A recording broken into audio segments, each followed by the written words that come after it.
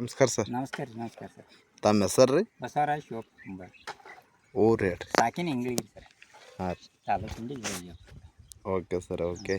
ಈ ಸದ್ ನಿಮ್ಮದು ಎಷ್ಟೇದು ನಿಮ್ಗೆ ಬೀಜ ಉಪಚಾರ ಮಾಡಿದ್ರಿ, ಮ್ಯಾಲೆ ಸಿಂಪಡಣೆ ಮಾಡಿದ್ರಿ, ಅಕ್ವಾಜೆಲ್ ಅಂತ ಮಣ್ಣಿನಲ್ಲಿ ಸೇರ್ಪಣೆ ಮಾಡಿದ್ರಿ, ನಿಮ್ಗೆ ಯಾವ ಥರ ಆಗ್ಯದ ತಮ್ಮ ಅನಿಸಿಕೆಗಳನ್ನು ಸಂಪೂರ್ಣವಾಗಿ ಹಂಚ್ಕೊಳ್ಳಿ ಸರ್ ಪ್ಲೀಸ್. ಹೋಮಿಕ 82 ಹಚ್ಚಿ ಮಿಶ್ರ ಮಾಡೀನಿ ಸರ್. ಬೀಜ ವರ್ಷಿ ಆರೈಕೆ ಅದಕ್ಕೆ ಬಿತ್ತೀನಿ. ಹಾಂ ಸರ್. ಮುಂದೆ ಹೋಮಿಕ ಹೊಡೆದೀನಿ. ಅದು ಮತ್ತೊಂದು ಇದು ಹೇಳಿದ್ರಿ ಅಕ್ವಾಜೆಲ್ ಅಕ್ವಾಜೆಲ್ ಅವು ಎಲ್ಲ ಕೂಡ ನೀರಾಗ ಇದಕ್ಕೆ ಬಿಟ್ಟಿನ್ರಿ. ಕಂತನಾಗ ಹೊಡೆದು ಸರಿಯಾಗಿ ಈ ಹೊಡೋದ್ರಿಂದ ಯಾವ ಥರ ನಿಮ್ಗೆ ಚೇಂಜಸ್ ಅನ್ಸದ?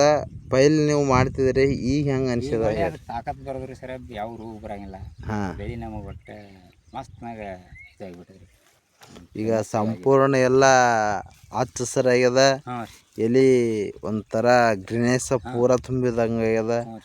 ಎಲ್ಲಿ ನೋಡಿದಲ್ಲಿ ಒಂಥರ ಬೇರೆ ಹೊಲ್ದಕ್ಕ ನಿಮ್ಮ ಹೊಲಕ್ಕೆ ವ್ಯತ್ಯಾಸ ಮಾಡಿದ್ರೆ ಯಾವ ಥರ ಅನಿಸ್ತೈತೆ ರೀ?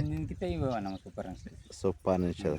ಎಲ್ಲ ರೈತರಿಗೆ ಏನು ಹೇಳಕ್ಕೆ ಇಷ್ಟಪಡ್ತೀರಿ? ಬೆಳೀತದೆ, ಚಲೋ ಅದ, ಆರ್ಗ್ಯಾನಿಕ್ ಅದ, ಚಲೋ ಆಗ್ತದೆ. ಬೆಳಿಗ್ಗೆ ರೋಗ ಬರಂಗಿಲ್ಲ. ಹಾಕ್ರಿ, ಚಲೋ ಬೆಳೀತದೆ. ಇಳುವರಿ ಮತ್ತು ತತ್ತಿ ಕಾಯಿ ಅರಿ ಅಂಟಿ ಕಾಯಿ ಚಲೋ ಆಗ್ತದೆ. ಜಾಸ್ತಿ ಫಲವತ್ತತೆ, ಜಾಸ್ತಿ ಇಳುವರಿ ಬರ್ತೈತಿ. ಒಳ್ಳೆ ನಮ್ಮ 82 ಮತ್ತು ಅಗ್ರಿ ಮಾಡೋದ್ರಿಂದ ಒಳ್ಳೆ ಪವರ್ಫುಲ್ಲಾಗಿ ಬರ್ತಂತ ನೀವೆಲ್ಲ ರೈತರಿಗೆ ಹೇಳೋಕ್ಕೆ ಇಷ್ಟಪಡ್ತೀರಿ. ಓಕೆ. ನಮಸ್ಕಾರ ಸರ್. ಓಕೆ.